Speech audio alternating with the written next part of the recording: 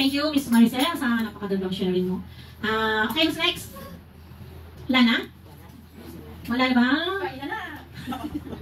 Wala na habol. Kayo. Tinay. Tinay. Huwag kang umiyak, please. Good morning, sisters. Good morning. Siguro ang share ko today is meron na namang answer prayer sa akin. Every time naman meron talaga. Totoo lang.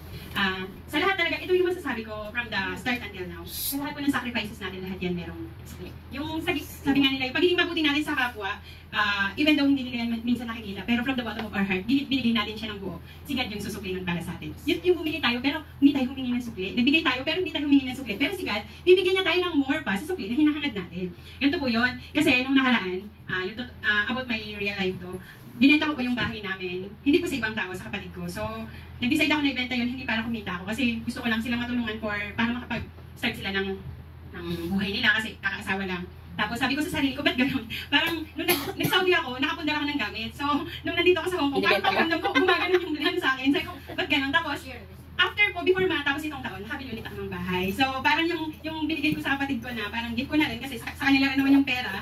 Ngayon, napalitan ko ng panibago. Ito po talaga yung dream ko para sa mga anak ko na hindi po nila ito alam. Binili ko yung bahay as secret with my best friend in Bicol. So, she will manage this kind of secret talaga siya. Siguro lang alam yung mga kapatid ko na tapos sabi ko, sa totoo lang, ang tunay na kaibigan daw, yun daw yung nakakalam na lahat ng sekreto ng meron sa isa. Tapos, sabi ko sa sarili ko, i-start ko siya, papaayos ko, and then saka ko sa kanila sasabi pag okay na. So, God is good all the time. Magtiwala lang po tayong lahat. Huwag na huwag tayong mawawala ng pag-asa. Kahit gano'ng kadami yung pagsubok sa buhay natin. Huwag tayong magbibilang kung ano man yung naitutulong natin sa kapwa. Kasi kung ano po yung inilabas natin sa ating puso, bukal po yun. Wala po yung halaga. Pero ang balik po nun, super halaga po sa ating Panginoon. Glory be to the Father, and to the Son, and to the Holy Spirit.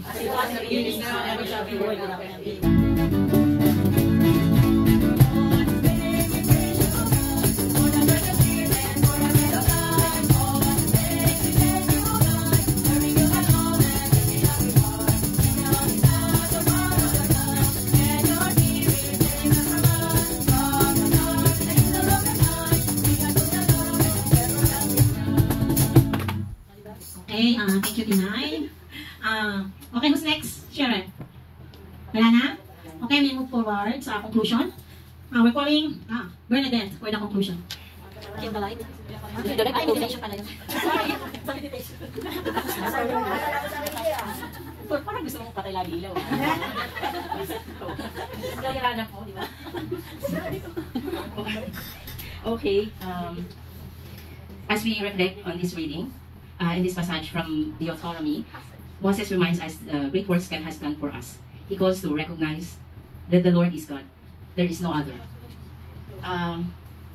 Yung life kasi natin, parang roller coaster. Sometimes we're up, but most of the time we're down. But because of the power of the God and the Holy Spirit, God is always remind us how God works to our lives. So, kailangan we always think the positive sa ating life. Huwag tayong mawawalan ng pag-asa because at the end, whatever happens, yung mga struggles natin sa life, at the end, God will works. And just always trust Him, and He will never abandon us. He's a God who loves His people and desires for them to live in His ways, that they may experience His blessings. Sometimes, mas nakakalimutan natin yung gusto ng Panginoon para sa atin. Nakakalimutan natin na may mga bagay tayo na hinihiling na hindi niya na ibibigay kasi meron siyang planong mas maganda para sa atin.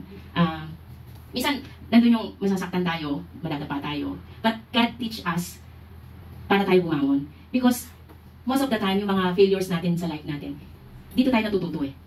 Yung mga na-experience natin na masasakit, yung mga hindi maganda, dito tayo natututong bumangon, marami tayong natututunan para maging matatag sa buhay natin. Especially bilang OFW, na very far to our families. Nandun yung mga homesickness sometimes, na hindi natin maiiwasan, lalo na sumasabay yung mga employers natin na may mga saltik din minsan, gano'n. Sometimes kasi yung saltik lang ng employer natin yung naiisip natin, hindi natin naiisip may saltik din tayo, di ba? So kaya tayo naiinis kasi nasasapawan yung saltik natin, di ba? So, yung ano lang sa atin ni Lord, dun nga sa kanta na, kalma. Ang ganda naman nagkalma. Alam mo yung lyrics ng Malayalam, di ko kabisado, di ba babe?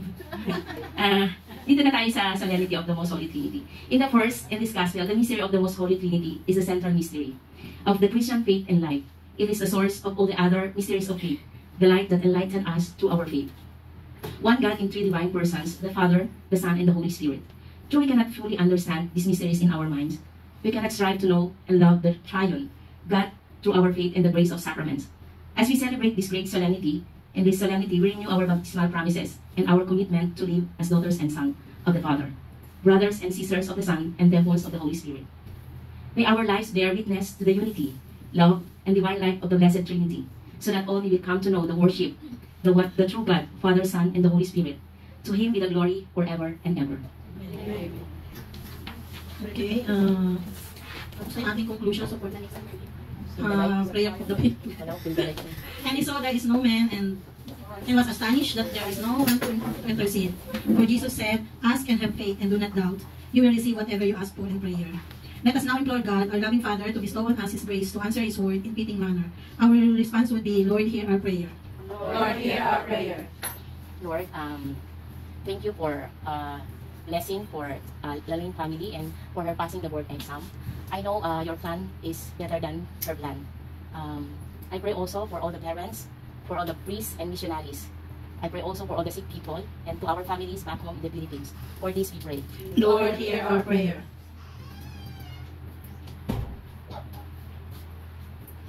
Lord, I lift up also this community to our parish priest, Father Jumon. Please open our minds and hearts. Enter the Holy Spirit. Just love and respect to each other. No haters. For this we pray. Lord, hear our prayer. Lord, itinataas po namin ang aming mga anak na nagpapamilya na sila din. Gabayan niyo po ang aming pamilya at ang kanilang pagpapamilya dahil nag-i-start pa lang po sila sa kanilang pagbuo ng family at kayo na po ang alam gumabay sa aming mga apo. Lord, panatilihin niyo po ang pagmamahal sa puso ng bawat isa sa amin. Ang pagmamahal na galing sa inyo, Panginoon, upang ang lahat po ay magkaroon ng pangunawa. Ano man ang aming mga pagkukulang at kamahiran, Lord. Itinataas po namin sa inyo ang lahat, Panginoon. At naway manatili po ang pagkakaisa ng aming pamilya at ng community nito at ng tao sa aming kapaligiran at sa buong mundo, Lord. In this we pray. Lord, hear our prayer. Thank you so much, Lord, for gathering us today, especially the church that you bestow upon us. Give your infinite wisdom to all of us so that we can render the mission that you have entrusted to each other, Lord, every one of us. We ask this in your name. Lord, hear our prayer. Panginoon, itinataas po namin ang mga namamalas sa kanilang sarili, nabibigyan ng kanilang kalooban. Naway, tulungan niyo silang makalakas at makanatili ang kanilang sigla. Naway, kayanin nila lahat ng pagsubok sa kanilang buhay. Panginoon, gabayan niyo po kami lahat upang manatili sa inyong lingkod. Panginoon, maraming salamat po sa laging biyaya at walang samang pagkinawa para sa amin lahat. Hindi po namin sa pangalan. With this we pray. Lord, hear our prayer. As we celebrate the Divine Sanctity, we'll ask with your love and joy that we receive and feel the shortcomings of our sisters and brothers. Lord, may this day, O Lord, guide me, continue to guide us and bless us and keep our family safe in our lives. For this, Lord, hear our prayer. Okay, no more. Let's move to our closing prayer. Let me call Colleen and the birthday and the newcomers. Newcomers, wala. Yun, just the birthday celebrants. Latecomers. Colleen. Birthday na latecomers. Punta na po sana yung mga birthday. Newcomers, latecomers. Okay, Senny Delpin. Brother, pasok kayo. Brother. Come with me. Ay, may newcomers. It's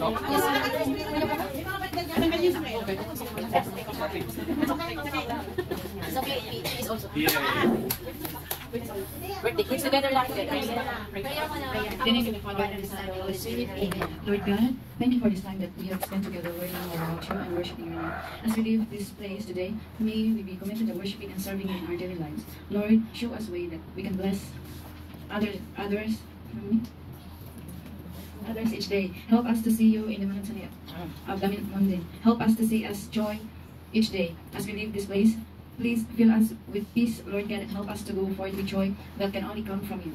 And for the birthday celebrants, we give thanks to God for placing you in their life. May their day filled with joy, reflection, and hope for the year ahead. And may He continue to bless them and watch over you all the days in their life. And for the newcomers, Lord God, we ask for the grace to listen to the newcomers. Please help them to remember the patience with each other. Please help them to remember and share their experience, strength, and hope. This day is yours, Lord God. Everything we have is yours. May you be pleased with us today. Amen. In the name of the Father, Son, Holy Spirit. Happy birthday to you. Happy birthday to you. Happy birthday, happy birthday. Maligayang pagkilala. Happy birthday, happy birthday. Happy birthday to you. Mananawan, magpalain ka ng buong may kapal na bigyan ka pa niya ng maraming kaarawan. Maligaya ka sa buong buhay. Happy birthday to you. Maligayang happy birthday. Ano ang manda mo sa iyong kaarawan? Happy, happy, happy birthday. Naway magalain ka. Happy birthday to you. Happy birthday to you. Happy, happy, Ibig na at puto. May kape, may sabi. Malison pansit sihon. Happy birthday, happy birthday. May kape kumbinado ang may baon. Na celebration. Happy birthday mo ngayon. Para tayo mag-ibon. May kanya-kanya baon.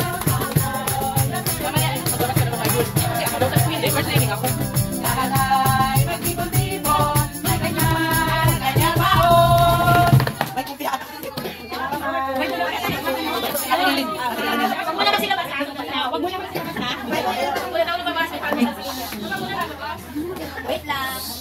May the word of Christ in all its riches dwell in your heart, so that you may be able to instruct and admonish each other in all wisdom and joyfully sing the praises of God. May the Almighty and merciful God bless us. The Father, the Son, Son, and the Holy Spirit. Amen.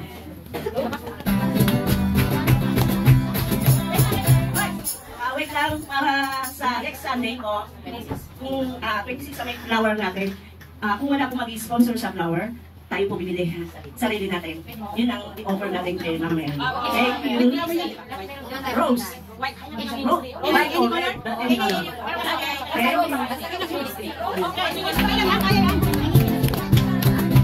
Thank you everyone.